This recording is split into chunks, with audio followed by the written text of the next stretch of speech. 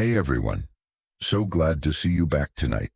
We begin in the misty hills of Arcadia, where the trees seem to lean in a little closer and the morning fog coils around your ankles like a nosy cat. You're hiking uphill through dew-drenched grass that clings to your legs, the distant tinkling of goat bells echoing through the olive groves. The sun isn't quite awake yet, but there's something alive in the air, a feeling that somewhere nearby a god is up to no good. At the top of the hill, nestled between two mossy stones, you find a turtle. Not a magical turtle, just a turtle.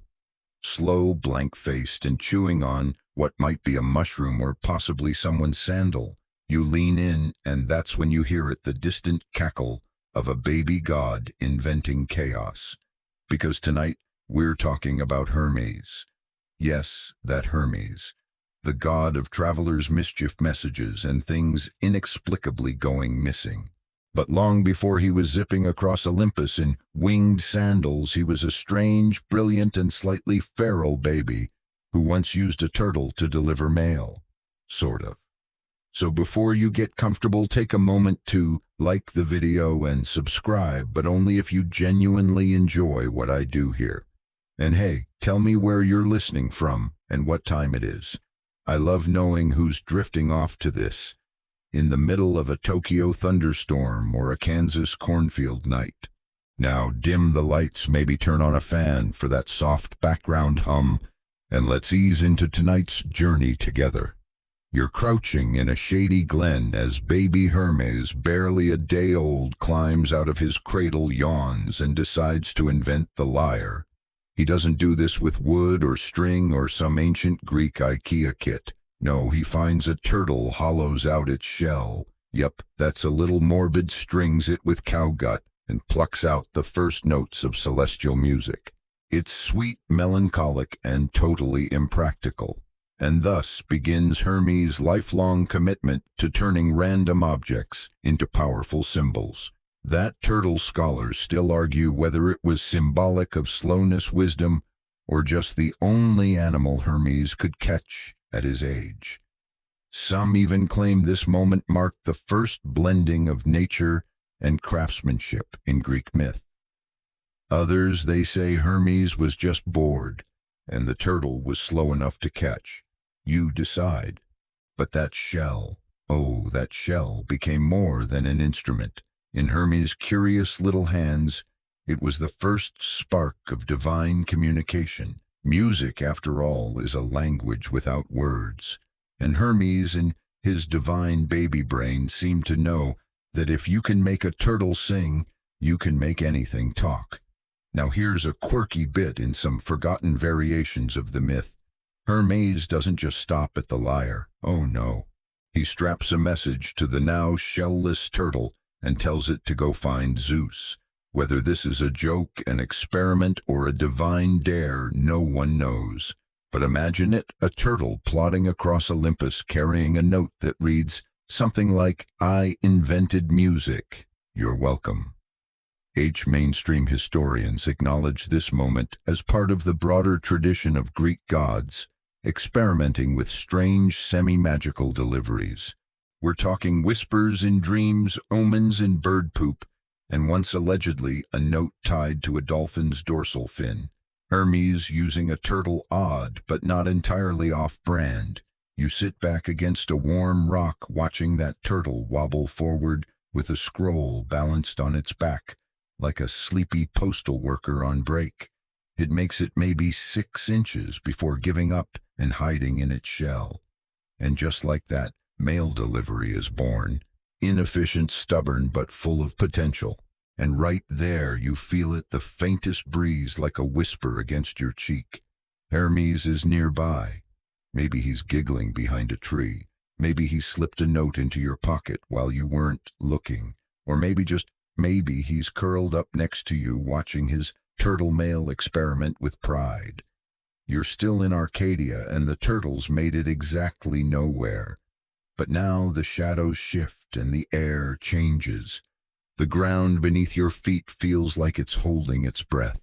Something's coming, something tiny, naked, and terrifyingly clever, Hermes, less than a day old and already plotting, crawls out of the cave where Maya, his nymph mother, is fast asleep. He doesn't toddle, stumble, or cry. He struts. There's a knowing gleam in his eye, and even the goats seem unnerved. You follow behind him as he waddles toward destiny, well, toward livestock, really. This is the part of the story where baby Hermes decides that being the god of boundaries and thieves means testing all of them. So what does he do? He steals Apollo's sacred cattle, because obviously. Now, the mainstream historical note here is that cattle in ancient Greece weren't just hamburger waiting to happen. They were wealth status and sometimes sacred. Apollo's herd was divine, sun-kissed, and guarded by songs and sunlight. And Hermes, he decided it was perfect for a first heist. You trail Hermes across the dusty hills as he reverses the cattle's hooves to throw off trackers. Yes, baby Hermes figures out reverse cow prints before he's figured out solid food. Historians still argue whether this reflects an inherited divine cunning or just an early form of mythological GPS jamming. Along the way, you catch a quirky detail. Hermes invents sandals out of bark and reeds to hide his own footprints. This makes him not only the first cattle thief, but also the first cobbler. If Etsy had existed in ancient Arcadia, Hermes would have been the annoying kid with 12 shops and a tutorial on how to scam a sun god. At one point, he pauses to rest under a fig tree. You sit beside him. He gnaws on a leaf while grinning at the horizon. He hums a tune, something haunting and weirdly catchy. Later bards will try to transcribe it. They'll fail, obviously. The rhythm's too slippery, too divine. It's not made for memory. Suddenly Hermes burps, stands, and continues dragging his stolen cows backward into a forest. You watch from behind a shrub as he hides them in a cave, stacks branches across the entrance, and covers the trail with pine needles. It's like watching a toddler pull off a military-grade operation, and you kind of want to applaud. That's when Apollo shows up. Now, Apollo, god of prophecy, music, and really judgmental sunbeams, is not amused. His cows are missing, and he's not in the mood to lose divine property to what appears to be a chubby little pickpocket with turtle breath. But Hermes, he acts surprised, confused, innocent. He's wrapped in swaddling clothes for Zeus's sake. He can't even talk yet, or rather, he pretends he can't. Here's your quirky detail in some older versions of the myth. Hermes actually delivers a full courtroom-style defense speech while still wrapped in a blanket. Others say he just giggles, belches, and hands Apollo a turtle shell instrument as a distraction. Either way, you can't help but admire the confidence. Apollo flustered hauls Hermes to Olympus. You float behind them, the wind rushing past, clouds parting, to reveal the golden marble madness of the gods' mountaintop hangout. Hermes stares around wide-eyed but unimpressed. He's already calculating escape routes and snack options. And that's where you leave them. Apollo scowling, Hermes smiling, and a herd of stolen divine cows mooing softly in a cave somewhere below. As the clouds swirl back over the scene, you start to see it more clearly. This isn't just a naughty baby god. It's the beginning of a divine career in messaging mischief and mid-level mythology-related admin work. But first, he has to talk his way out of a very sunlit scolding. You're hovering just behind a throne carved out of storm clouds, watching Hermes squirm in front of a very unimpressed Zeus. Apollo stands nearby, arms folded, radiating golden annoyance, while Hermes, still technically a newborn, kicks his tiny feet and plays dumb with the gusto of a seasoned diplomat. Zeus sighs, the long, weary sigh of a father who's about 5 divine seconds from assigning everyone homework. "Did you steal the cows?" he asks, voice like thunder muffled by pillow stuffing. Hermes looks up through his lashes and gives the first true shrug in recorded mythology. You'd swear there's a smirk behind that chubby cheek. And that's when things take a turn. Instead of punishment, Hermes pulls out his earlier invention, the lyre strung with sheep gut, resonating with melodies pulled from the breeze and the bones of the earth. He strums it with such eerie sweetness that Apollo, mid-complaint, forgets what he was angry about and leans in utterly entranced. This, you realize, is Hermes' move. Not denial, not even apology. Distraction. The music flows like honey wine through the hall of Olympus, and even Hera taps her foot though she'd never admit it. You shift slightly, and Zeus winks at you. You see his look says, he's a troublemaker but useful. In a moment that would make any modern negotiator jealous, Hermes offers the lyre to Apollo. Just hands it over like a weird baby bard making peace with his sunny older brother. Apollo, mystified, accepts it, and in return, get this, he grants Hermes the role of divine messenger, officially. That's your historical anchor right there. Hermes becomes Kerukeon, the herald, the god tasked with ferrying messages between deities mortals and the occasional confused sea creature. This appointment sets the groundwork for how the Greeks conceptualized divine communication, swift, clever, sometimes wrapped in riddles or dreams. Quirky side note. In one fringe retelling, Apollo insists that Hermes also return the cows. Hermes agrees and delivers them wearing tiny laurel crowns and playing flute music. The cows, not Hermes. Though honestly you wouldn't put it past him. Historians still debate whether this moment marks the first formalized job title for a god in Greek myth. Some say it was just a bribe gone right. Others point to it as the divine origin of bureaucracy, where even immortals have roles, titles, and duties they grudgingly accept. You drift downward now, following Hermes as he's escorted, some say dragged back to Earth to test out his new job. And of course he wants to do it his way. Winged sandals, not yet. Ink and scrolls, boring. So what does he do? He finds that turtle again. Yes, the same one. Miraculously still alive, slightly larger, and now sporting a permanent side-eye. Hermes, with all the solemnity of a toddler naming a pet rock, declares it an official messenger of Olympus, and tapes a scroll to its shell with resin sap and flower twine. You walk beside the turtle as it begins its journey, one sleepy footstep at a time toward a temple on the edge of the known world. The message reads, testing message speed. If found, return to Hermes. Or eat this and pretend you didn't see it. The turtle, bless it, makes it about 6 meters before curling up into its shell again. And there it is, the first and possibly worst field test of divine delivery. But Hermes isn't disappointed. In fact, he's laughing, rolling on the ground, clutching his sides, delighted by the absurdity of it all. Because sometimes the point isn't to succeed, it's to see what happens. You lean back against an olive tree as twilight slides over the hills. Somewhere behind you Apollo is tuning the lyre, and in the distance Zeus is already assigning Hermes his first real message. But for now the turtle rests, and so do you. You wake under that same olive tree, the bark rough against your back, the scent of crushed thyme clinging to your fingers. The turtle's still there, still asleep, scroll still attached. Hermes, however, is not. He's already miles ahead, barefoot and laughing, testing new delivery methods in the sort of reckless way only a god with zero accountability could manage. Today's idea: attach messages to birds. You watch as Hermes tries to convince a seagull to deliver a love poem to a nymph.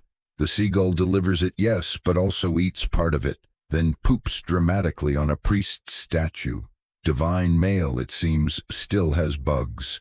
Later, Hermes flits into an Athenian marketplace where he slips scrolls into strangers' baskets and mumbles things like, "You've been chosen," or "prophecy pending." It's part prank, part experiment, and possibly part divine performance art. But eventually, he gets summoned again by none other than Apollo, who's decided he quite likes this whole divine messaging thing and wants a second delivery. Something poetic, of course. Something about golden lyres and the unbearable loneliness of being the hottest god in the room. Hermes rolls his eyes but agrees. This time, though, he wants to test style. And that's when he does it. He invents the prototype sandals. They're made of goose feathers, sun-warmed leather, and according to one absolutely unconfirmed myth, leftover moonlight. Hermes slips them on and lifts off like it's nothing. You gape as he hovers, twirls, and zips in awkward spirals before crash landing into a bush. Elegant, numbered, but effective. Absolutely. Here's your mainstream history moment. Early depictions of Hermes in Greek art show him with those sandals and a short traveler's cloak, sometimes accompanied by a herald's staff, the caduceus, which, fun fact, originally had nothing to do with medicine. That came much, much later, courtesy of a few confused 19th century doctors and some very persuasive graphic design. Hermes launches again, and this time you follow him from the air. You soar over olive groves, dusty roads, and fishing villages where the locals swear they saw a blur of wings and heard faint giggling. You spot him teasing dolphins, flirting with wind nymphs, and delivering scrolls with messages like, "Try not to die today, and your neighbor is definitely stealing your figs." Quirky detail: one of the earliest surviving written jokes from ancient Greece is literally a message about flatulence. It's plausible, disturbingly plausible, that Hermes was the first divine troll sending anonymous jokes just to see how mortals reacted. You land in Thebes, where Hermes crashes a wedding by parachuting in with a message tied to a fig branch. "Blessings from Olympus," it reads, "and please keep the music down." The priest faints, the bride laughs, the groom spills his wine. Classic Hermes delivery. And now comes the debate. Historians still argue whether Hermes ever truly needed the sandals. Some say they're symbolic, a visual metaphor for freedom, mobility, and divine access. Others believe they were literal tools crafted to solve the logistical nightmare of godly communication in a time before inboxes, airmail, or group chats. You, however, aren't here to argue. You're here to observe. And what you see is a god growing into his role, not with rules and rituals, but with curiosity and chaos. Back in the clouds, Zeus watches his new messenger with one eyebrow arched. Hera sighs. Athena critiques the sandals' aerodynamics, but none of them stop him, because somewhere beneath the feathers and foolishness, Hermes is doing something unprecedented. He's making the divine accessible. You fall asleep that night on the roof of a Corinthian temple, watching a tiny figure streak across the stars, leaving behind a paper trail of poetry, pranks, and purpose. You're dreaming of feathers and figs when a dull thunk wakes you. A scroll tied with grapevine has landed squarely on your stomach. You blink, unwrap it, and read, "Still testing turtle mail, adjusting expectations." H. You sit up and glance over the edge of the temple roof. Down below, the turtle is back. Same sleepy eyes, same slow march, same grim determination to fulfill a job no one asked it to do. And Hermes, he's crouched beside it, whispering encouragement, like a coach at an elementary school sports day. "You've got this, buddy. 8 meters by sundown, and I'll let you sniff a fig." Because today Hermes isn't flying, he's walking. Or rather, letting the turtle take the lead. You follow at a polite pace, though frankly, pace is a strong word for how slowly this turtle is moving. It stops to investigate every pebble. It naps mid-step. At one point, it gets distracted by its own shadow and falls asleep again. It is undeniably the worst courier in existence. But Hermes, he's delighted. This, he says, spreading his arms dramatically, is the future of intentional messaging. Slow, deliberate, meditative. You stare. He shrugs. Or maybe I'm just really bored. Quirky myth detail incoming in one obscure Orphic variant. It's said that Hermes once used a line of turtles like a relay team to send a message to Gaia. Each turtle carried the scroll a few paces past it to the next, and so on. It took 32 years. Gaia never replied. You walk with Hermes through olive groves and crumbling footpaths as he attaches different messages to the turtle scrolls, bark carvings, pebbles etched with riddles. None of them go far. Most get lost. One is stolen by a passing goat. Still, Hermes insists on logging the results.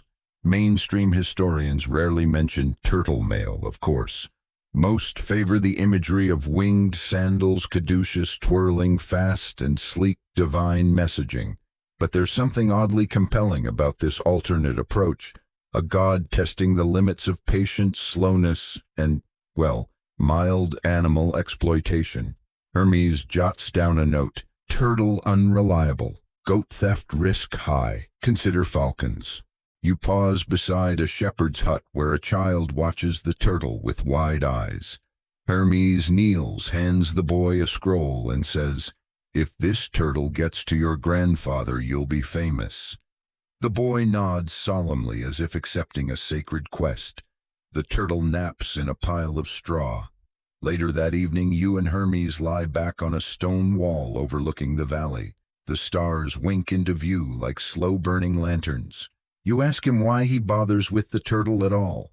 He hums. Because sometimes the point isn't the speed, he says, it's the message, the care, the fact that someone sent something even if it arrives years late, slightly damp and covered in snail slime. You can't argue with that.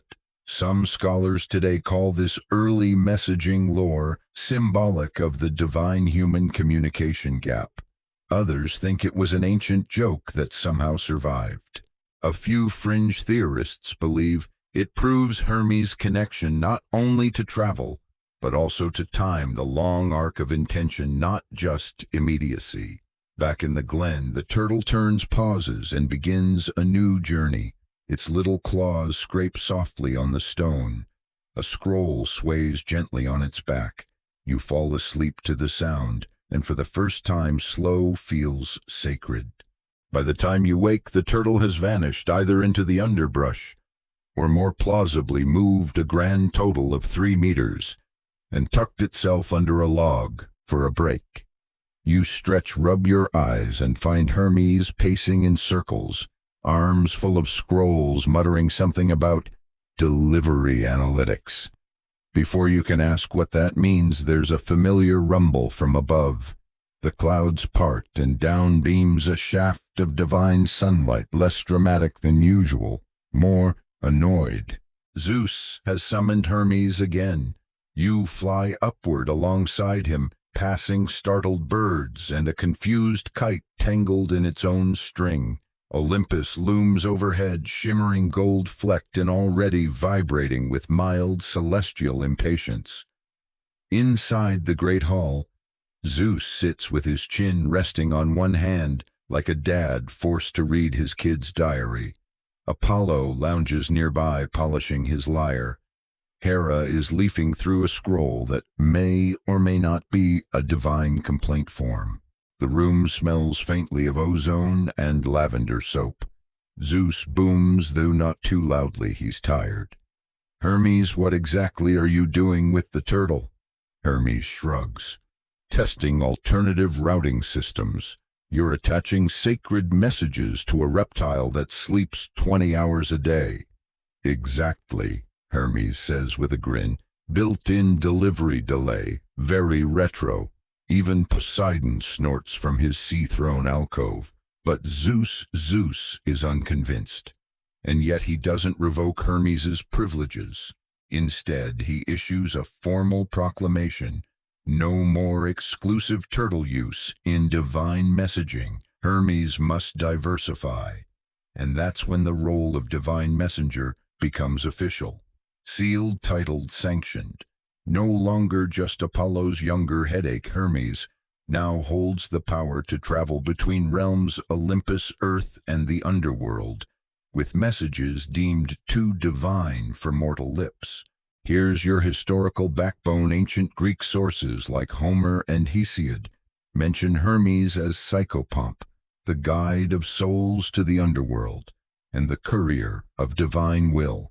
He bridges boundaries between gods and men, life and death, reality and dream. Not just a messenger, an intermediary, but quirky. Side note, in one hilariously overlooked papyrus, Hermes supposedly tried to submit a bill for messenger expenses, including sandals, olives, goat bribes, and a turtle tax. Zeus reportedly ignored it. Bureaucracy begins. You follow Hermes as he floats back to Earth, his new role making him busier than ever. His message bag bulges with divine memos, everything from "bless this harvest" to "please stop praying about your neighbor's dog." Mortals, it turns out, are very specific. At one village, Hermes delivers a scroll to a woman mid-childbirth. At another, he whispers a riddle into the ear of a dreaming shepherd. He slides notes under temple doors, hides messages in fig leaves, and once, just for fun, carves one into a loaf of bread. But something's shifting. Hermes is working fast. The winged sandals blur the caduceus glows. He's efficient, precise, glorious. Still, you catch him one evening back in the glen, staring wistfully at the turtle. It's dozing on a sun-warmed rock, utterly unbothered by divine policy. Too slow for Olympus, Hermes mutters, but perfect for thinking. That's when it happens. The turtle lifts its head, blinks, and begins walking not away, but toward Hermes. On its back, a scroll, not one Hermes placed, the handwriting divine. He unfolds it. It's from Gaia. Historians still argue whether this was a late reply to his 32-year relay or just a cosmic coincidence. Fringe theorists call it the first instance of asynchronous, sacred correspondence. Others say Hermes faked the whole thing to justify keeping the turtle on the payroll. You lie back in the grass staring at the stars. Somewhere above, Olympus churns in endless debate, but down here in the soft quiet of dusk, a turtle just delivered a message from the earth itself, and nobody really knows what it means. You find yourself drifting down a lazy forest path where the trees lean in like old gossiping friends, and the air is thick with the scent of pine and possibility. Hermes is back at it, his winged sandals trailing faint sparkles of mist as he zips from grove to village, dropping scrolls like flower petals on a windy day. He's doing well. Too well. Messages are delivered within hours now. Dreams are intercepted and corrected mid-dream. Farmers wake up with ideas that were whispered into their heads while they slept. One old sailor claims a breeze told him which way to steer, and he arrived home 3 days early. Efficiency is through the roof. And Hermes, he's bored out of his divine skull. You watch him slouch over a marble bench in a temple courtyard, idly spinning his caduceus like a drumstick. It's too fast, he mutters. There's no art to it anymore. You raise an eyebrow. Didn't he invent winged sandals? Yes, but even the wind gets lonely, he replies, as if that explains everything. And so, like any overachiever facing spiritual burnout, Hermes decides it's time for a personal project. He's going to build a system. The first thing he does, organize Olympus's messaging infrastructure, which is impressive considering no one up there agrees on anything.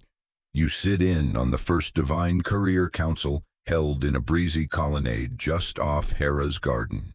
The agenda streamlining inter-realm delivery and reducing god-to-god passive aggression by 17%. Hermes unveils scroll racks, route charts, and a drawer labeled pending requests, which instantly overflows. Mainstream historians don't usually talk about the bureaucratic side of Olympus, but some ancient texts hint at divine hierarchy, involving messengers, scribes, and even filing nymphs. Hermes. He just made it official. Now here comes the quirky bit. Instead of ditching the turtle completely, Hermes assigns it a ceremonial title, Honorary Initiate of the Order of the Slow Scroll. It's given a ribbon. The ribbon gets dirty. The turtle eats the ribbon. Hermes sighs.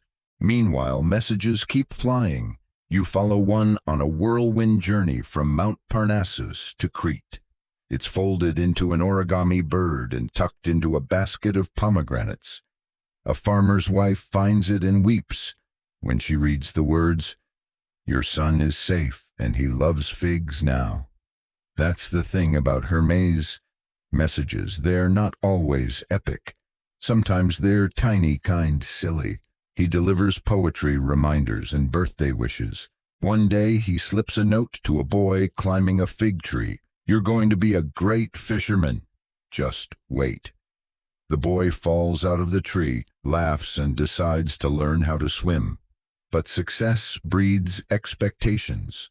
Soon the gods begin sending all their messages through Hermes. Requests, complaints, even party invites. Athena sends 6 drafts of the same speech and insists he deliver only the best one. Dionysus demands a shipment of rare wine labels from the underworld. Even Hades starts using Hermes as a glorified errand boy, because who else is allowed in and out of the underworld without a soul? Punch Card hears the scholarly debate. Was Hermes really a willing servant of Olympus? Or did he maneuver himself into this essential role to gain leverage and freedom? Some argue it was strategy, others call it divine ADHD. But back on Earth, things are weird. Mortals have started to notice patterns, notes in dreams, symbols in cloud formations, inexplicable coincidences. Hermes must be watching, they say, tapping their chins. Shrines to the messenger. Gods start popping up next to roads, wells, and even bakeries. One statue shows him with a scroll in one hand and a pastry in the other. You suspect Hermes approved that one personally. You wander through a mountain village one twilight and a child presses a wax tablet into your hand. For him, they whisper, no name, no message, just faith. You slip it into Hermes' satchel without a word. Later you see him open it, smile faintly, and write something in reply. It's never delivered, just folded, kissed with a thumbprint, and released into the wind. Because not all messages are meant to arrive. Some just need to be sent. The cypress trees are whistling tonight, and you're standing on the edge of a cliff with Hermes, who is currently trying to balance 3 scrolls, 2 pears, and a goat. Too many messages, he mumbles. The goat sneezes. One scroll unrolls in the breeze and floats into a bush. Hermes doesn't chase it, because tonight's experiment, snail mail versus turtle express. Yes, really, he's lined up 2 competitors, the original turtle now, old, wise, and possibly immortal, and a bright-eyed, overachieving land snail, who may or may not have divine enhancements. The race from the base of Mount Helicon to a fig grove 2 hills away. You crouch beside the turtle who blinks once deeply unimpressed. The snail wriggles in anticipation, antennae twitching like a herald at a trumpet lesson. And they're off, slowly, very slowly. So slowly, in fact, that Hermes has time to draft 5 new divine memos, reorganize his satchel, and give you a detailed lecture on comparative delivery methods. Mainstream historians talk about Hermes' connection to the Charax, the herald of ancient Greek society, who announced news treaties and declarations. What they don't always mention, how hard it was to get accurate news across treacherous terrain without losing half the message to wolves, river gods, or drunken satyrs. Hermes, of course, believes in backups. So alongside his living couriers, he's now dabbling in redundancy scrolls, copies sent via Dreambird, Whisper, and Goat. You shadow him as he drops a riddle into the ear of a sleeping oracle, straps a haiku to a hawk, and teaches a shepherd's dog to bark in dactylic hexameter. It's a lot. Just in case, he mutters. Always just in case. Meanwhile, the turtle has moved 3 paces, the snail 4. Both have paused to nap under a fern. Hermes sighs and pulls out a clay tablet.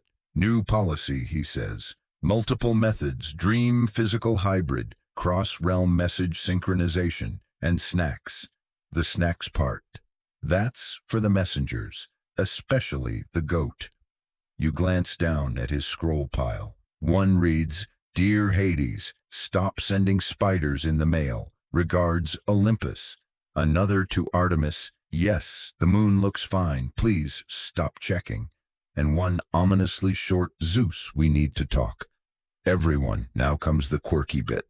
In a fringe fragment attributed to the lost scroll of Silenus, there's a brief line suggesting Hermes once tried training ants to form messages by walking in letter patterns.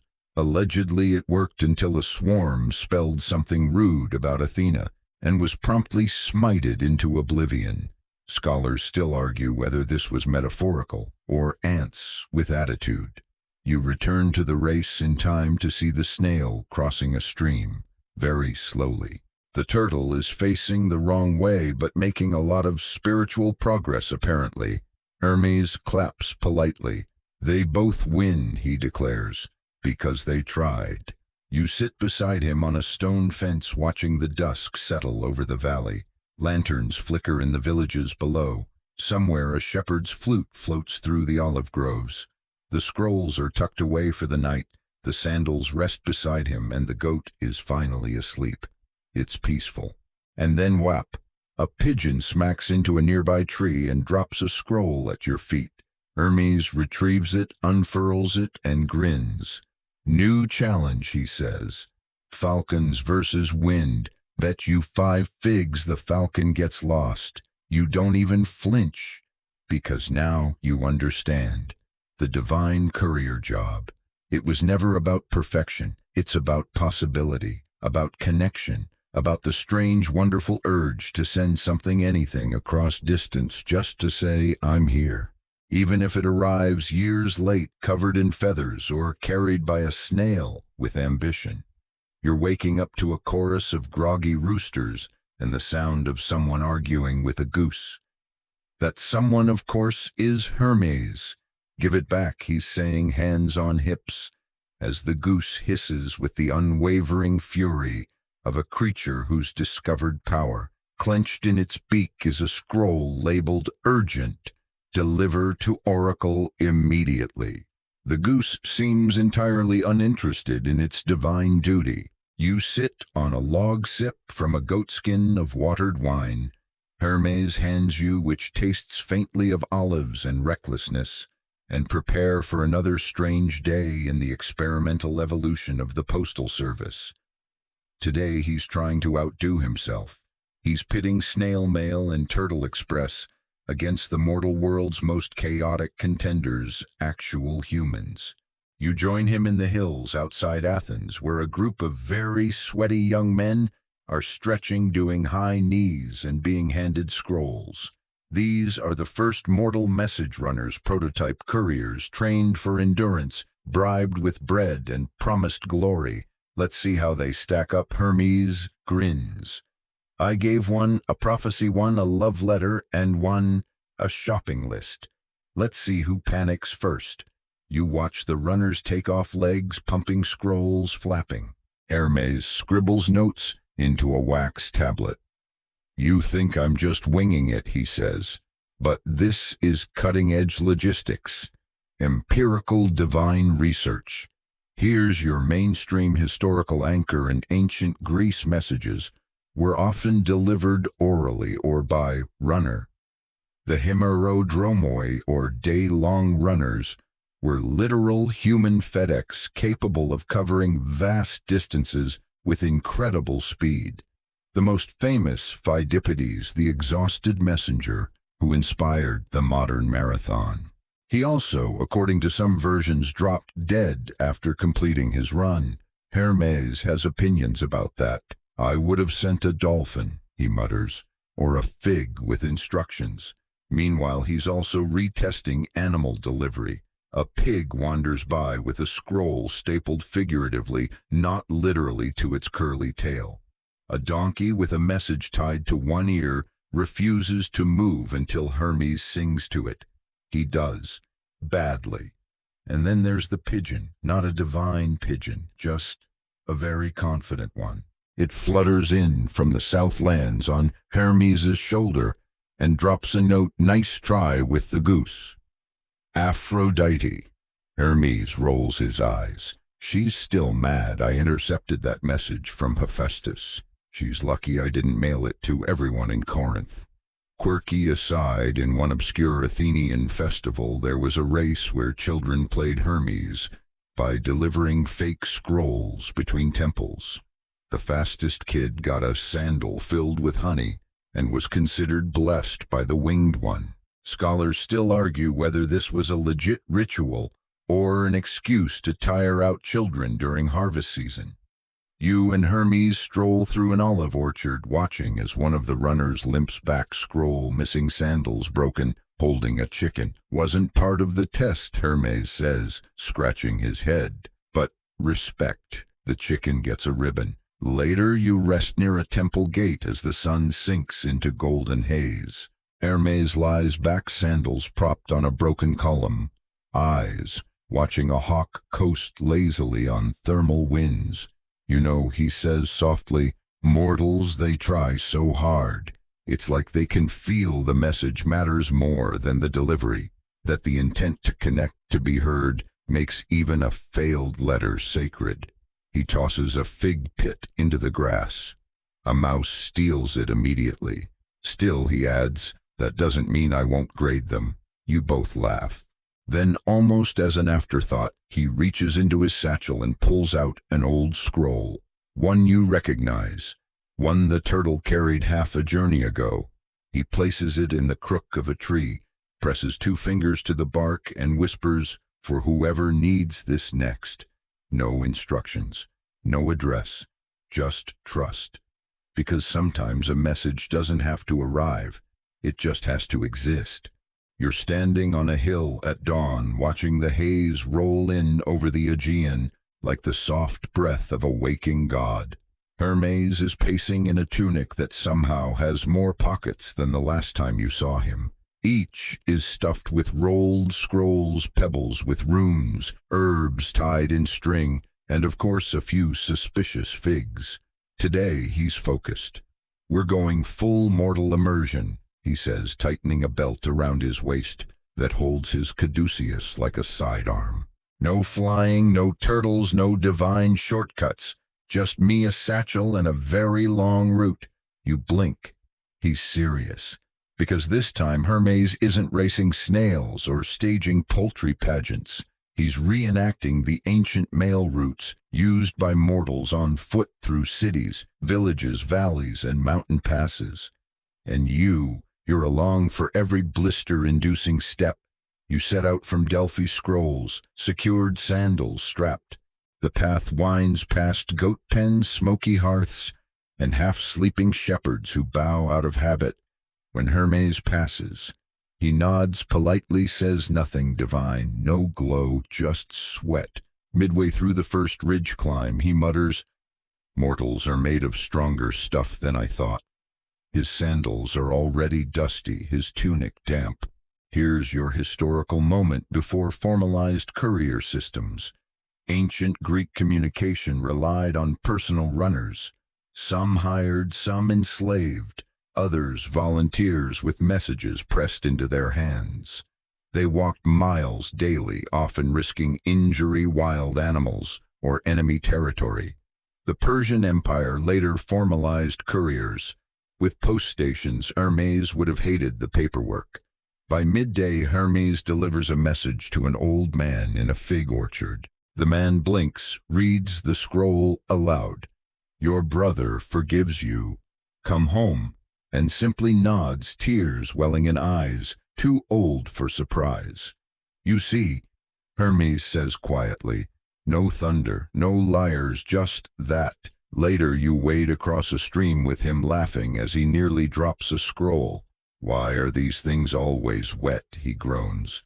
He delivers a prophecy next to a woman weaving in a stone courtyard. It's not dramatic. It's one line in silver ink: "Your child will speak wisdom to kings." She folds it into the hem of her shawl as if keeping it close will make it bloom faster. And now the quirky bit: at one tiny village, Hermes tries a message circle, a game where villagers whisper a sentence from ear to ear. The original line: "The harvest will be good this year." By the time it reaches the other side of town, it's become "The goats are stealing shoes." Hermes is delighted.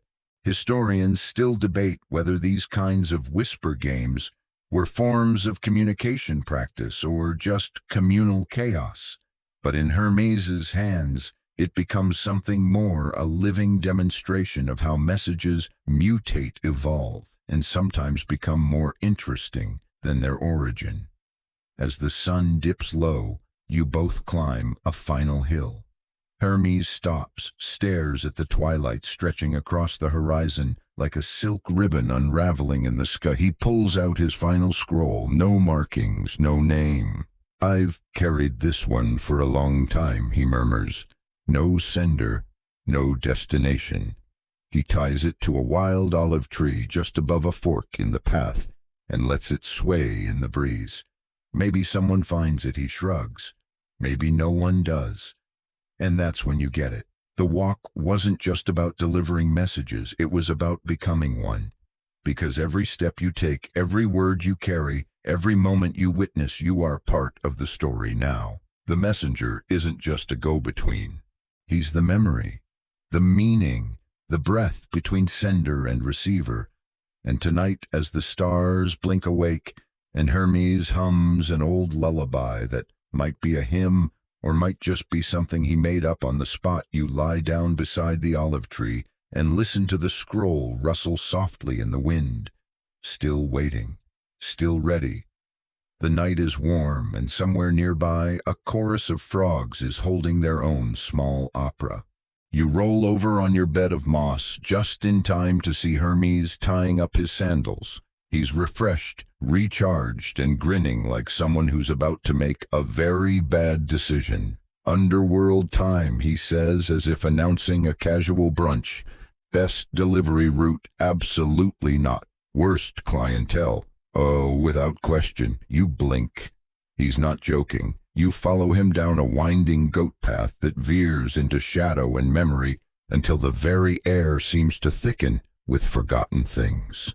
The entrance to the underworld isn't as dramatic as you imagined. No flaming gates or skeletal guards. Just a cold cave that exhales silence.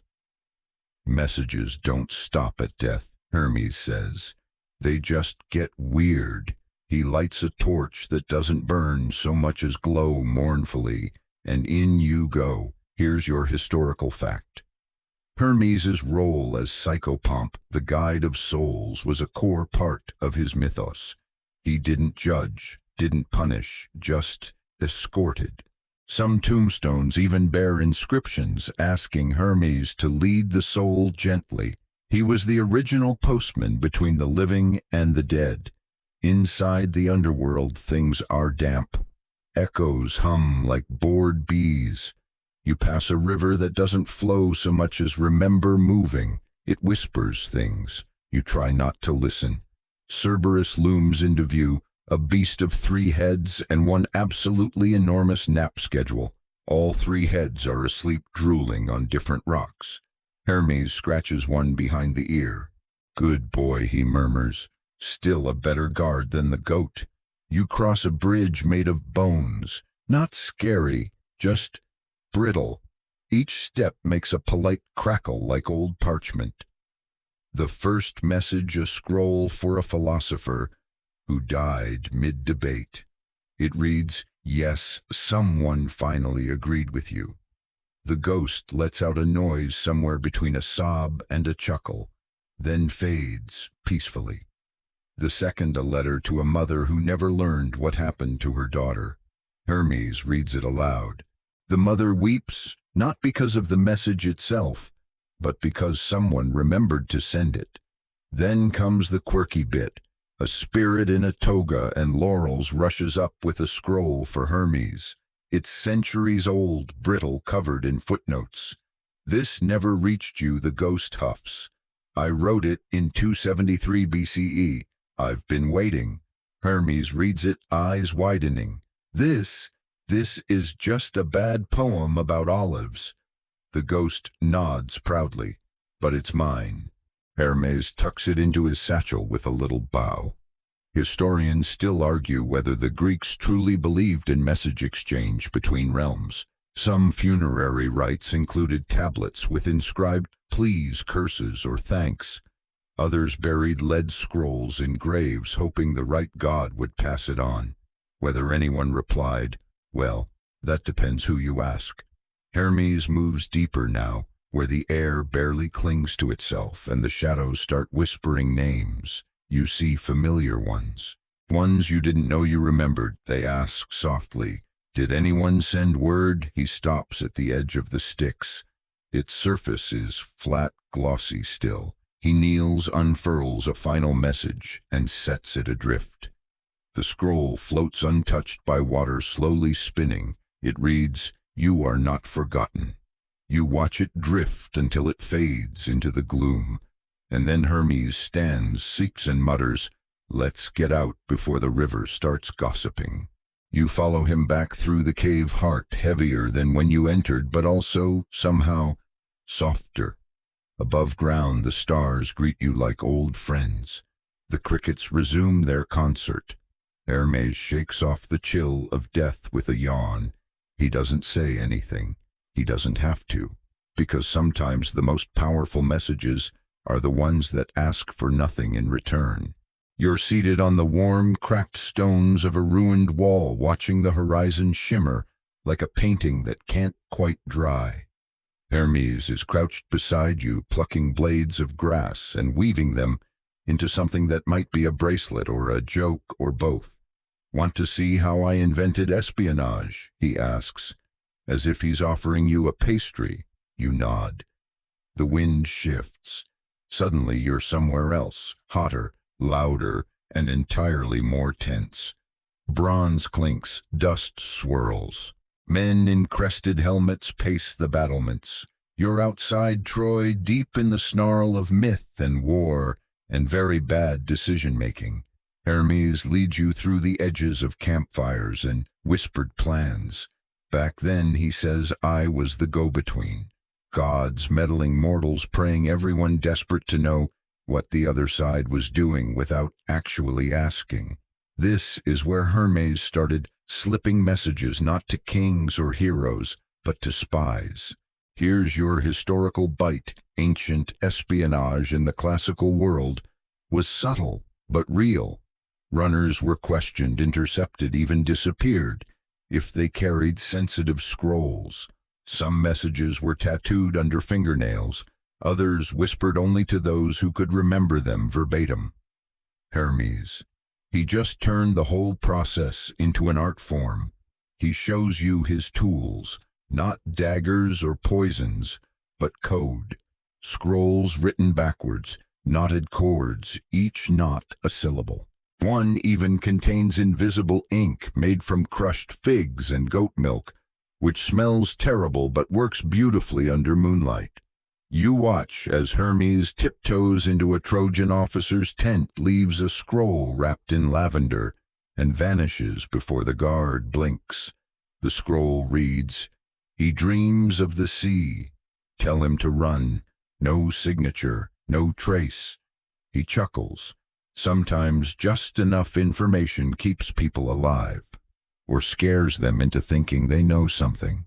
Quirky tidbit in one later Roman-era text, Hermes is described not only as the god of messages, but of secrets and tricks, a kind of divine cryptographer, a whisper between battle cries.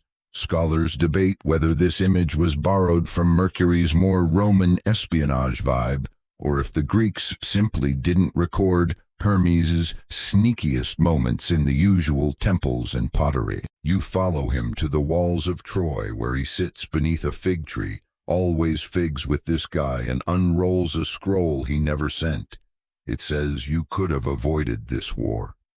H. He shrugs. Didn't want to interfere too much, but sometimes. He trails off.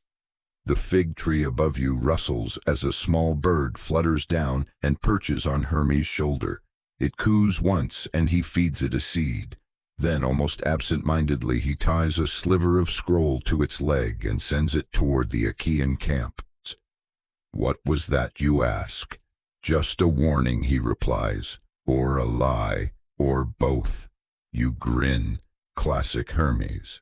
As the sun sets over the blood-soaked plains, Hermes lights a tiny candle and places it inside a cracked helmet.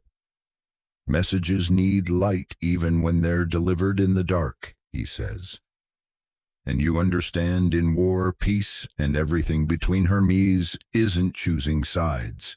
He's choosing motion, connection, flow. He's the whisper between blades, the laugh behind a locked door, the note slid under a tent flap just before dawn. You leave the battlefield with no scars, only echoes.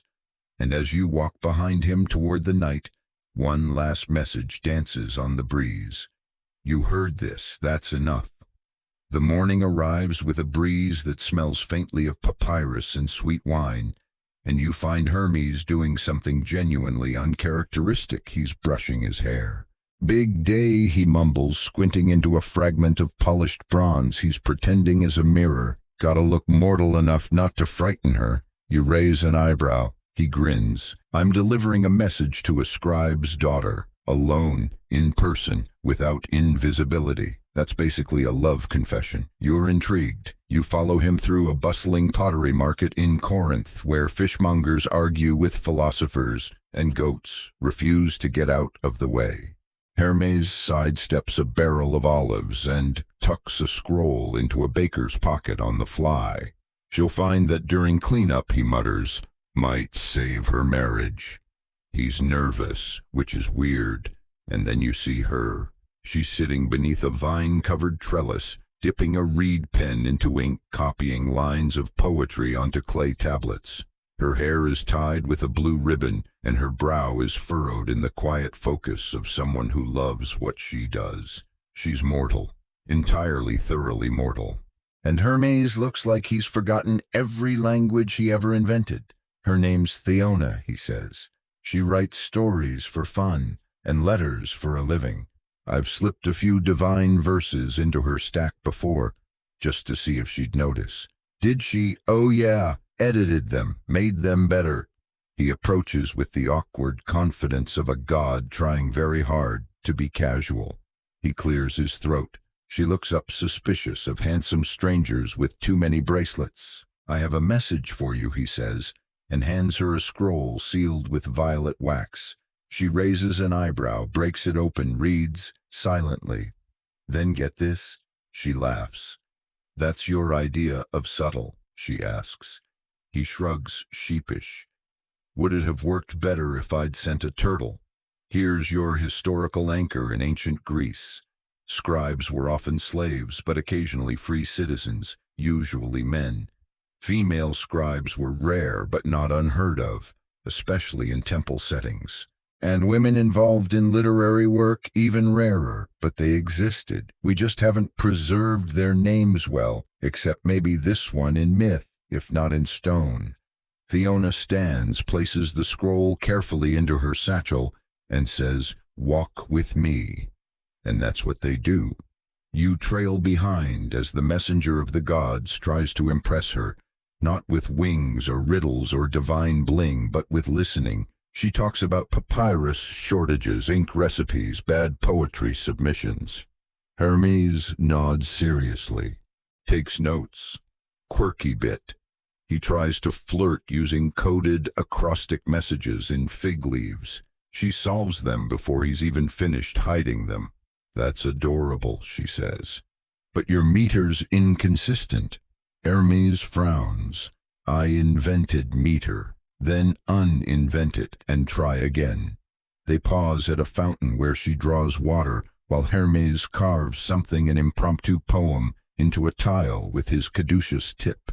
It reads, "She rewrites the sky with hands that smell like ink. I forget my thunder just to hear her think." It's not perfect, but it's honest.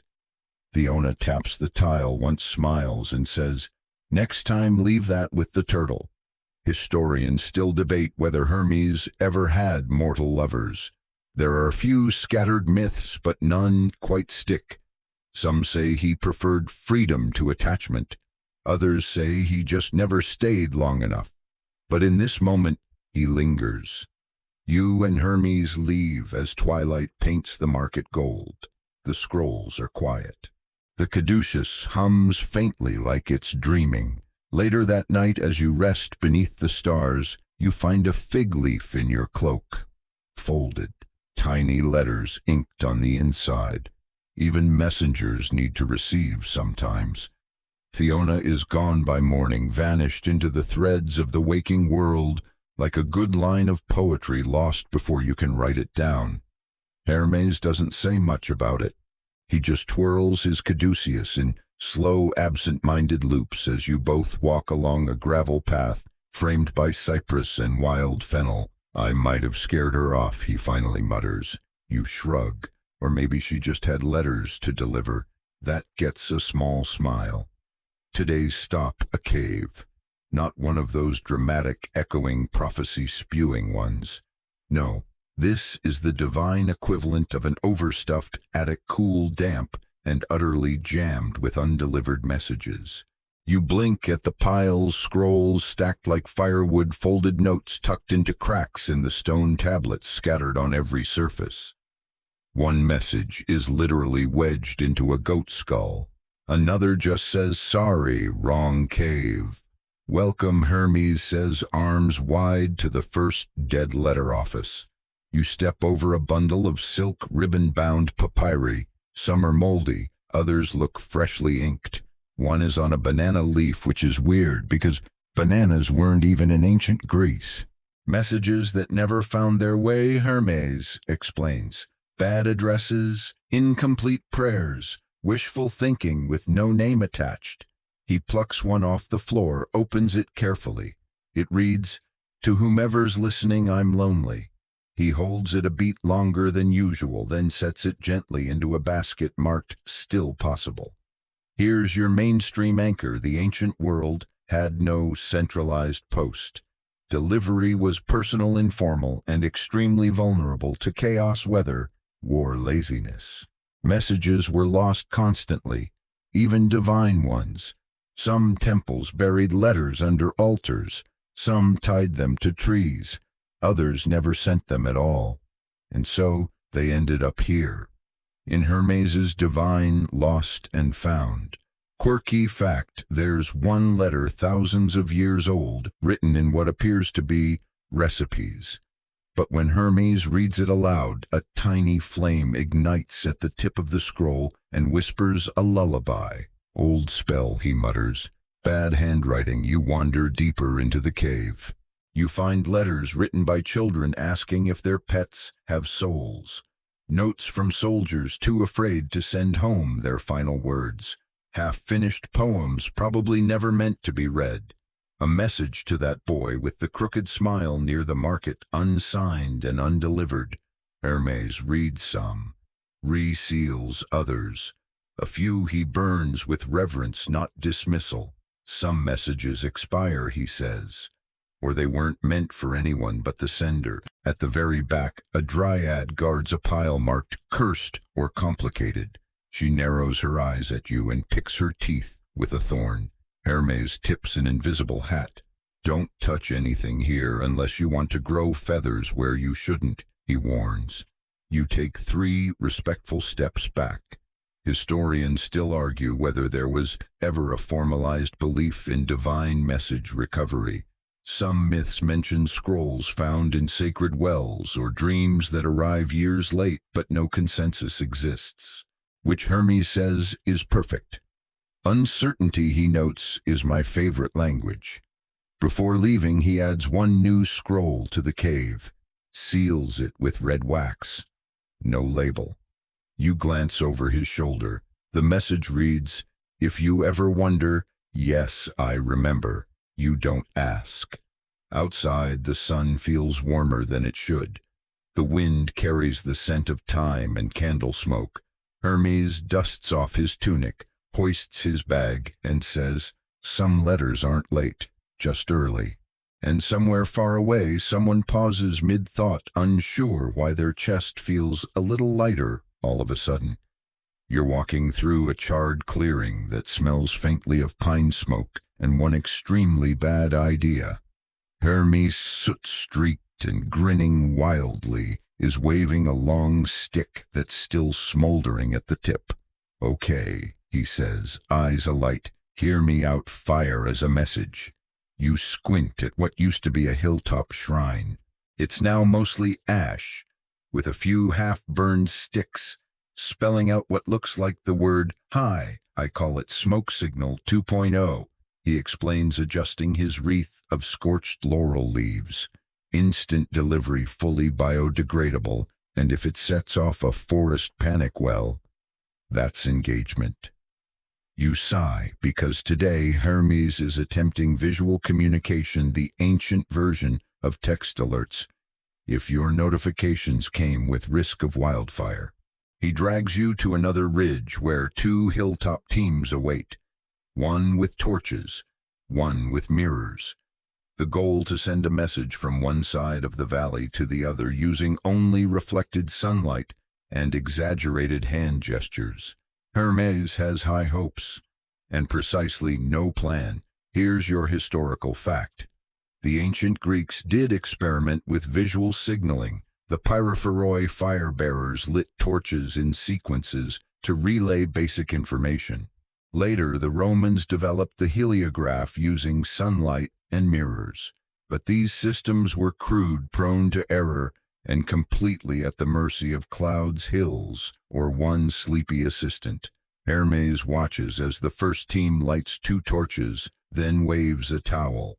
The second team misreads it and responds with 5 mirrors and a goat bleat. Hermes claps. Success.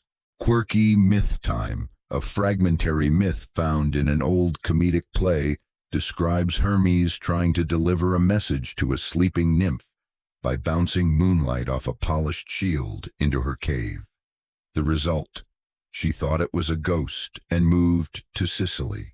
Scholars still argue whether the whole story was a parody or Hermes' actual attempt at divine wooing.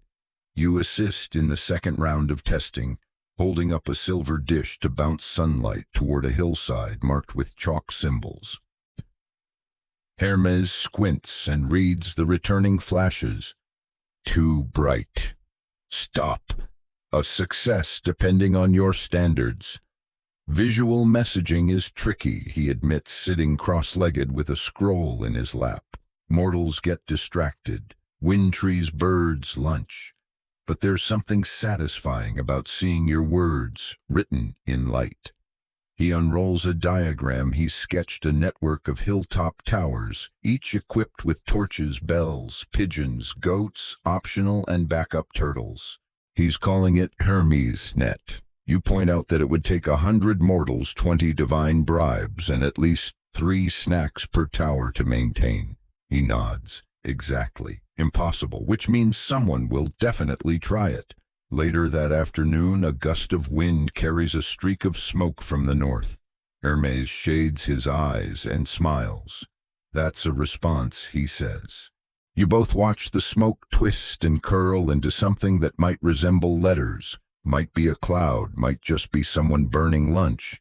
Could say love, he murmurs. Could say run. That's the magic. And he's right. There's something wild and beautiful about sending a message that may or may not be received in a language no one's quite fluent in, using tools that belong more to storms than to scrolls. As the sun sinks behind the hills, the sky turns into a canvas of ember and gold. Hermes lights one last fire, not for messaging, just for warmth, and tosses a few herbs into the flames. The smoke rises, spirals, splits. It doesn't say anything clear, but it feels like a message anyway, because sometimes the message isn't the words, it's the act of sending them at all. You're ankle deep in mud and grapeskin, slipping along a slope where goats are dancing and old women are arguing over whether Hermes cheated in last year's pie contest. Welcome to the festival of the fast foot. Hermes, crowned with grapevines and eating something he swears is half fig, half miracle, leans in and whispers, "This is how I keep people interested. You deliver 1,000 messages, and they forget. But throw a party with sandals on fire, they remember.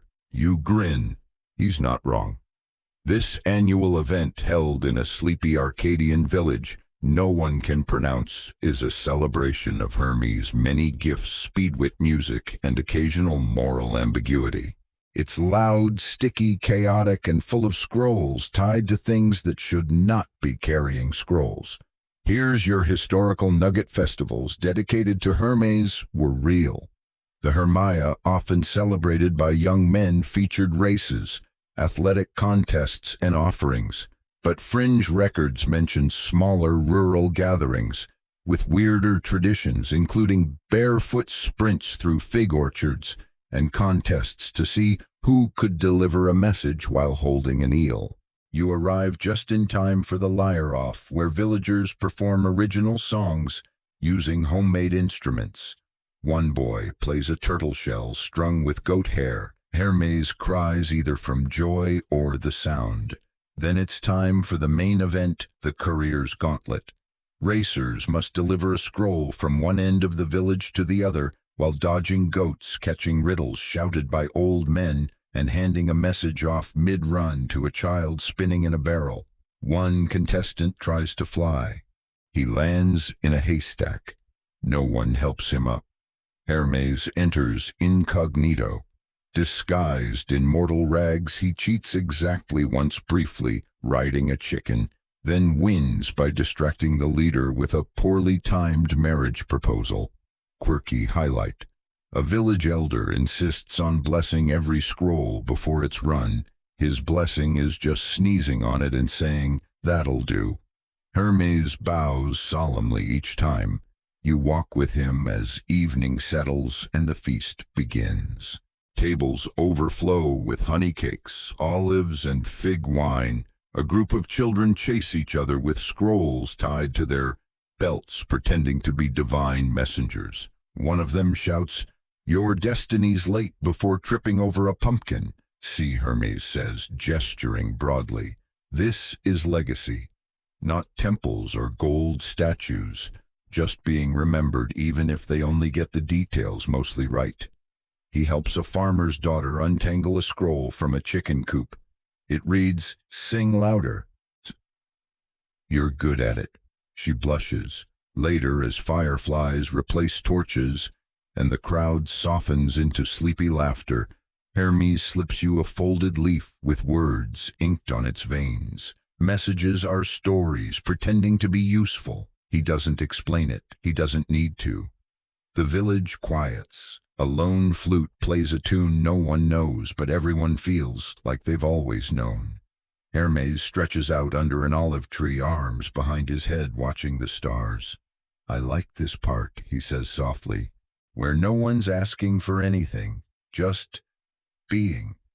The children still play, the elders still mutter, and somewhere a goat tries to eat a love letter, and you realize in all the chaos of scrolls, flames, and feathered deliveries, Hermes has built something better than a network. He's built connection, a bridge not just between gods and mortals, but between people. One story, one laugh, one ridiculous festival at a time. It's not often you feel time shift under your feet like loose gravel, but today it does. The sky tilts, the air thickens, and you land not in Greece but in Rome, newer, brassier, cleaner, and somehow louder. Hermes stands beside you, but he looks different. His sandals are shinier, his robes trimmed in crimson, and on his head a winged helmet that screams sponsored by Empire. "Yeah," he mutters, scratching his chin, "they rebranded me." You blink. He shrugs. I'm Mercury now, because today's story is about how the Romans stole Hermes' job and gave him a promotion. He's not bitter, just confused. You follow him through marble halls and paved roads. The temples here are bigger, the scrolls thicker, the messaging system, oh, it's robust. Mounted couriers dash between way stations every 15-20 miles, switching horses like they're hopping off Wi-Fi signals. Here's your historical core. The Cursus Publicus Rome's state-run postal system was a marvel of logistics. Horses, relay stations, and imperial authority turned message delivery into a science. Letters were sealed with wax and stamped with the sender's ring. Tampering could get you exiled, or worse, assigned to clean gladiator sandals. Mercury, aka Hermes 2.0, got absorbed into this efficient machine. The gods needed messengers of commerce now, ledgers, contracts, property scrolls. The vibe shifted from divine prankster to celestial bureaucrat with quarterly goals. Less fun, Hermes says, sipping from a clay cup of wine that tastes like ambition. But they gave me a little winged staff. That was nice. You meet a Roman courier who insists that Mercury personally protects him on his routes. I saw him once, he swears, in a flash of wind just before I delivered Caesar's decree to Gaul. Hermes whispers to you that was actually just a sneeze. Quirky note. In Pompeii graffiti, Mercury is mentioned more than any other god, mostly asking him to bless shops, protect profits, or punish thieves. One tile even reads, "Mercury, make my neighbor's goat explode." Scholars argue whether it was metaphorical or a very specific feud. You and Hermes walk through a bustling Roman square where scribes ink contracts for eager merchants. The scrolls are crisp, the wax seals fresh. But the feeling, it's all business. They turned me into a logo. Hermes sighs. He shows you a statue. It's him, or at least the Roman him, more chiseled, more serious. The pedestal reads, Mercurius, patron of trade and communication. They left out maker of mischief and turtle enthusiast, he mutters. But then something shifts. A child races across the square with a scrap of parchment shouting, "For you from him." She hands it to a laughing baker who blushes while reading it. Hermes watches, eyes soft. That he says quietly, "That's still me." And he's right. Because no matter how shiny the armor or efficient the horse relays, messages still carry hearts. Warnings, jokes, confessions, hopes. Whether scratched into clay, inked on parchment, or whispered into fig leaves, it all starts with the same flicker, the need to reach someone. That night, you and Hermes sit on a Roman rooftop, watching torchlight flicker across the city like stars fallen to earth. "I didn't mind the name change," he says. "I just wish they'd kept the part where I dance at festivals." You offer him a grape. He declines. They taste too serious in this era. And you realize something. Hermes might evolve, morph, wear new titles, and walk new roads, but the core remains. He's not just the messenger. He's the one who reminds you why you send the message in the first place. The next morning you wake to a familiar sound, the slow, steady clop-clop of determination. You look down the road, and there it is. The turtle. It's older now, slightly dustier. One eye might be closed permanently in a judgmental squint, but it's walking, steady, focused, with a scroll strapped to its back that reads, "Do not interfere, official business." Hermes watches it approach from the shade of a cypress. His arms are crossed. His brow is furrowed. He looks like someone watching his ex walk into the room with a new job title. "I didn't send that," he says, which is awkward.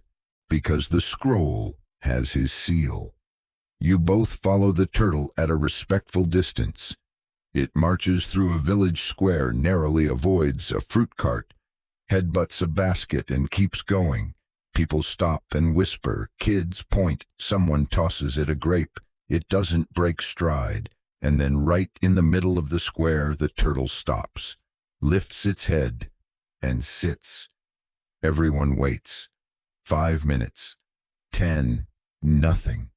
Hermes leans down. Okay, that's enough. You've made your point. He reaches for the scroll and the turtle snaps at him. You absolute icon, Hermes breathed, stepping back with a mix of reverence and mild concern, because today marks something unexpected, a messenger's rebellion. Quirky myth moment. There's an obscure poem fragment from the Hellenistic period describing the day the turtle refused. It's largely considered comedic, but the author, an otherwise serious astronomer, details how Hermes lost a week's worth of divine mail due to one small but stubborn courier. Scholars still argue whether it's metaphor or sheer chaos. The villagers begin cheering, some chant, a few create tiny laurel wreaths and crown the turtle. One old man starts carving a little statue on the spot, Shalom, patron of slow truths. The scroll is finally unstrapped by a little girl with ink-stained fingers. She opens it. It reads, "Even messengers must rest." Hermes lets out a long sigh. All right, he says, fine, let's unionize the turtles. He spends the afternoon drawing up new protocols, scheduled breaks, moss stipends, scroll size limits.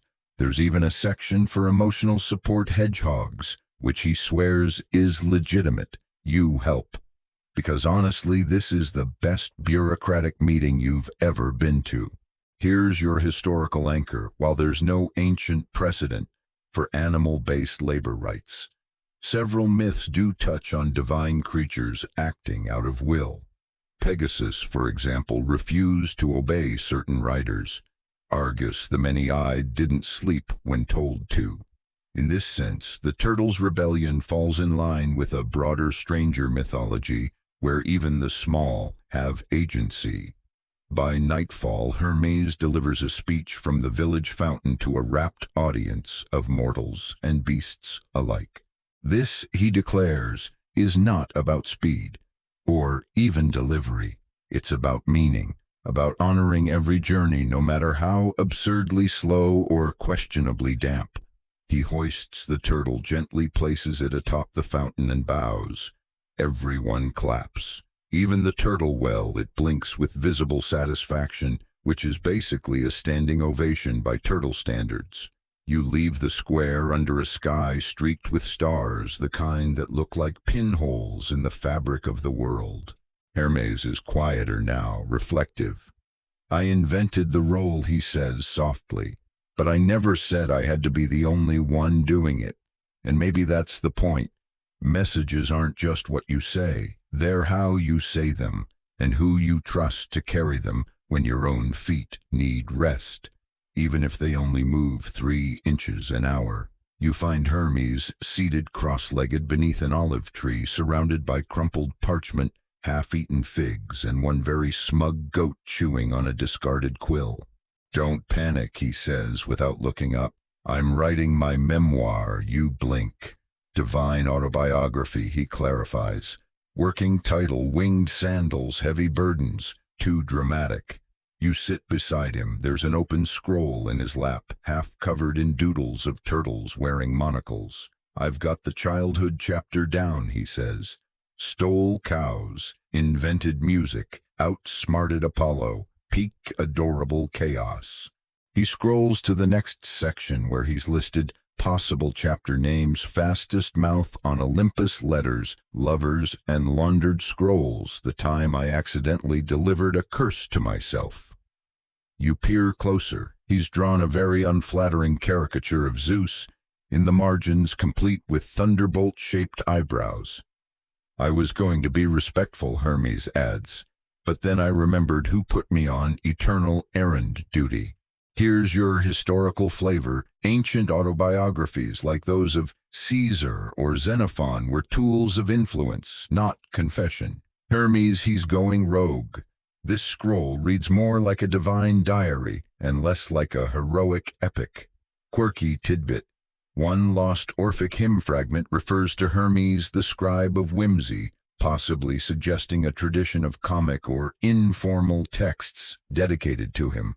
Some scholars think this implies Hermes had a cult following among performers, writers, or even pranksters. Others think someone just forged it while drunk. You glance at another draft. It's a short scene titled "The Time I Tried to Deliver a Message to the Moon."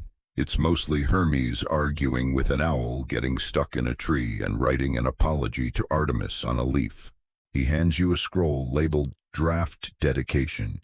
To every messenger who ever tripped on a route, forgot a scroll, or accidentally fell in love with the recipient.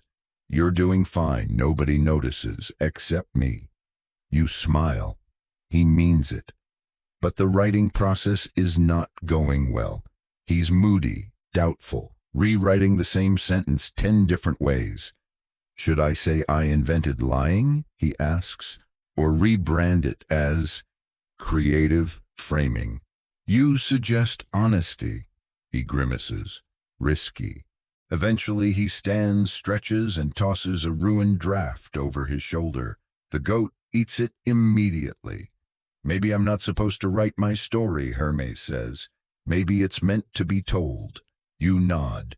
You've been here for most of it. The sandaled blurs, the whisper scrolls, the turtle rebellions and love notes tucked into fig baskets. And maybe that's the point. Some stories aren't meant to be written by their heroes. They're meant to be carried by you, by anyone who ever sent a text and hoped it landed gently, or whispered something into the dark and trusted it reached a heart on the other end. Hermes packs away the remaining scrolls, leaving one half-finished page behind on a stone. Wind lifts it, carries it. You don't catch it. You don't need to, because the best parts of his story are already alive on lips in dreams, in footsteps between doorways and hearts. And somewhere far off, the goat burps and settles in for a nap. The next time you find Hermes, he's not running. He's not even walking. He's floating barely a few inches above the ground, arms folded behind his head, drifting through the early morning mist, like a feather on a lazy breeze. Don't say anything, he murmurs. I'm testing a new delivery method, dreams. You blink. You heard me. He grins. No sandals, no scrolls, no turtles, just whispers that sneak into your sleep and wrap around your thoughts like warm fig bread. And with that, you're swept along.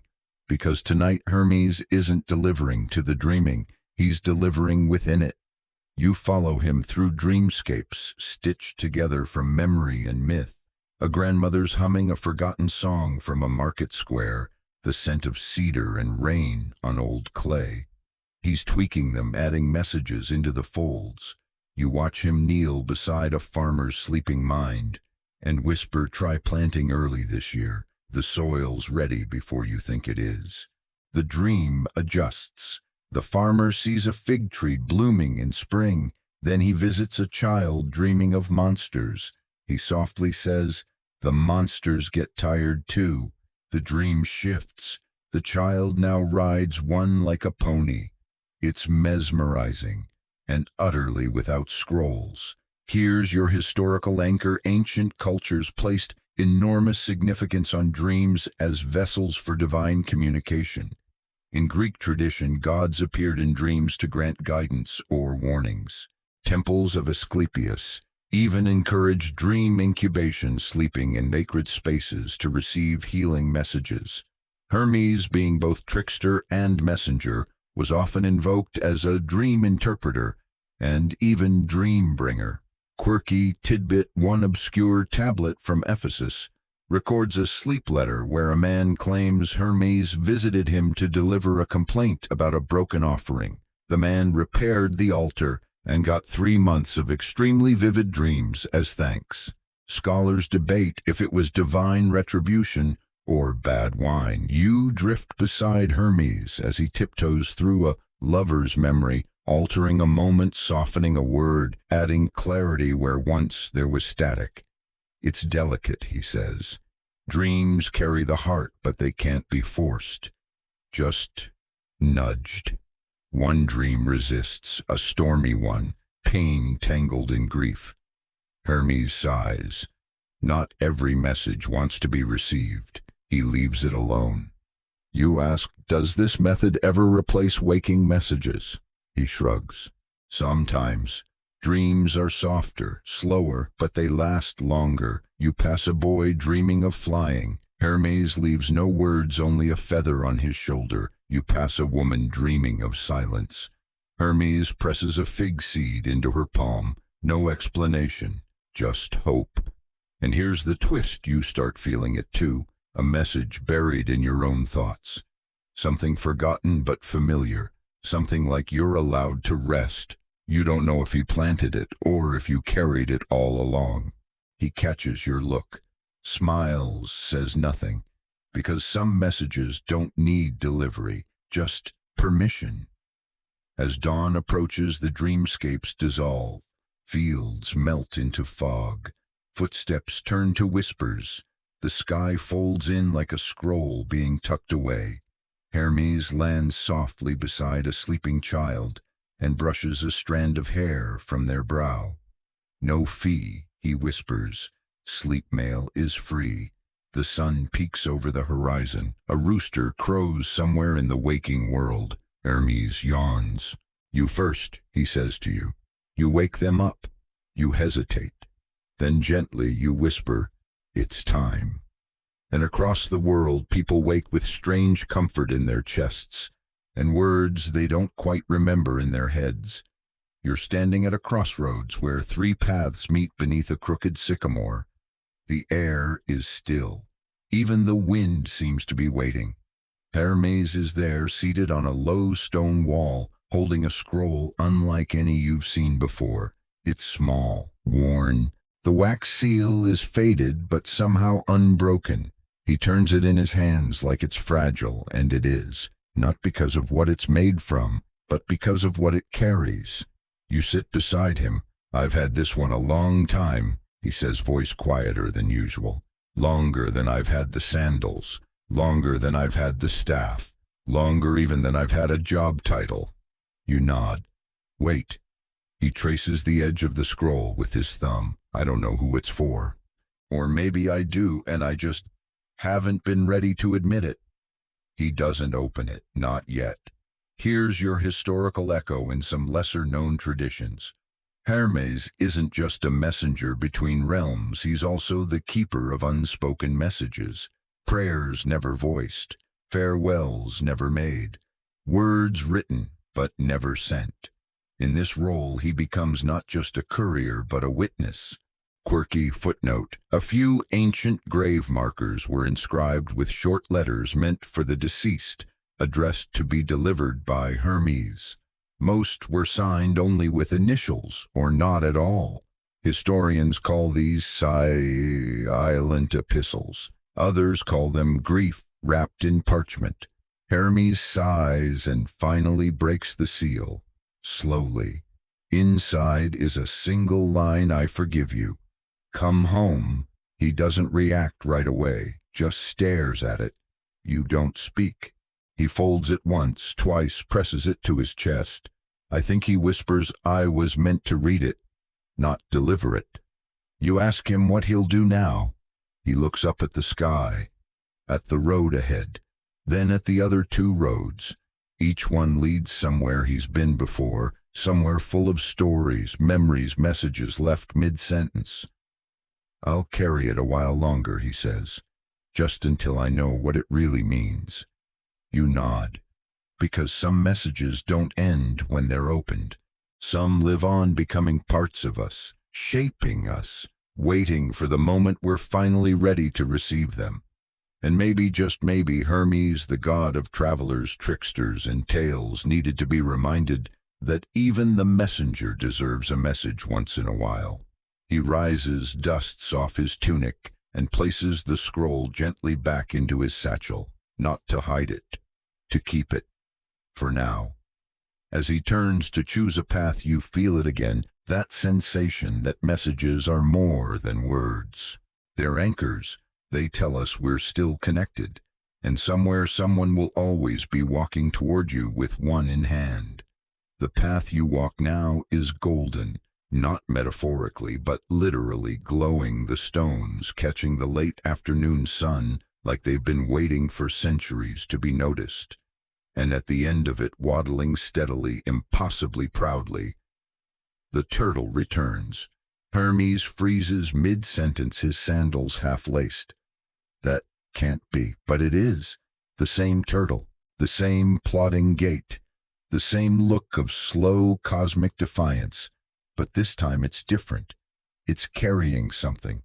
Not a scroll, not a prophecy, a small battered satchel. Hermes' satchel. The original one, the one he lost years ago during a particularly dramatic thunderstorm messaging run involving a wayward nymph and an unexpectedly jealous cloud. The turtle stops at his feet, looks up, blinks.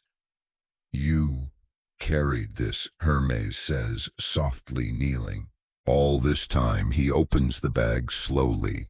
Inside, a bundle of messages brittle with age but unbroken, one addressed to Theona, one to Apollo, one simply labeled "open" when it stops hurting, and one without any writing at all, just a small drawing of a lyre scratched in the corner.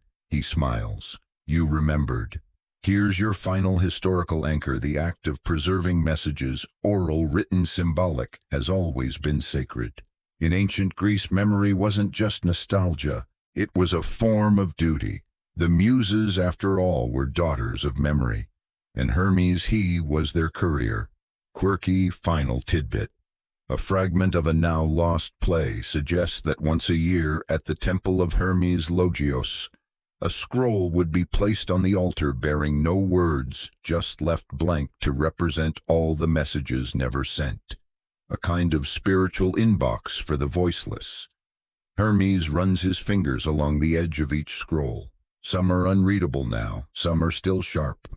All of them were carried not quickly, not efficiently, but with persistence. He looks at the turtle. "You did what I couldn't. You didn't give up." And then, for the first time in your journey, Hermes kneels not in reverence, but in recognition. The turtle blinks once more, then turns and walks away. No fanfare, no scrolls, just the sound of claws on warm stone. You and Hermes sit in silence for a long while. He doesn't move, neither do you, because this moment doesn't need commentary. It needs space. The messages are here, they made it, carried by slow legs, stubborn hope, and the quiet belief that meaning, real meaning, is worth the weight of the journey. And as the sun begins to fall, painting the world in soft orange light, Hermes opens the blank scroll. For a second you think he'll write something, but he doesn't. He just holds it and lets the silence speak. You lie back beneath a violet sky, now the warmth of the day still clinging to your skin like a soft wool cloak. The world is quiet, not empty, not still, just resting. Hermes is beside you, no longer rushing, no longer inventing, just breathing. The turtle is gone. The messages are where they need to be. And you feel lighter, not because your journey is over, but because you've carried something too. A story wrapped in scrolls, folded into footsteps, tied with string and time. And maybe you haven't opened all your messages yet. Maybe there are a few you forgot you wrote, some you never dared to send, some you thought were lost. But they're still out there, carried on dreams, spoken in winds, woven into fig leaves and whispered in the pause between songs. So tonight, let that be enough. Let your thoughts slow like the turtle who never stopped moving. Let your breath follow the rhythm of quiet sandals across old roads. And let your mind settle into the stillness that comes not from silence but from being heard. Because you are, and the message it got through. End of script. Sweet dreams.